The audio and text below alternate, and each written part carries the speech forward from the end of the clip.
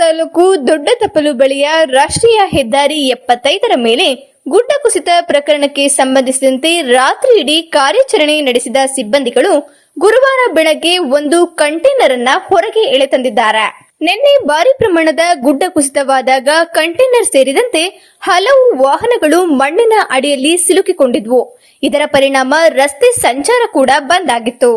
ಘಟನೆಯನ್ನ ಗಂಭೀರವಾಗಿ ಪರಿಗಣಿಸಿದ ಜಿಲ್ಲಾಡಳಿತ ವಾಹನಗಳಿಗೆ ಬದಲಿ ರಸ್ತೆ ಬಳಸಿಕೊಂಡು ತೆರಳಲು ಸೂಚನೆ ನೀಡಲಾಗಿತ್ತು.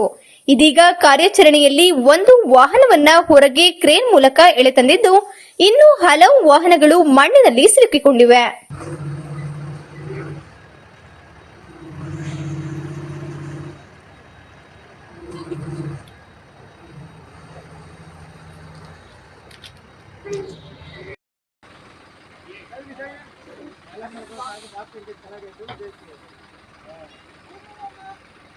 ಒಂದು ಗಾಡಿ ತೆಗೆದಾಯ್ತು, ಇನ್ನು 2 ಗಾಡಿ ಬಾಕಿ ಇದೆ.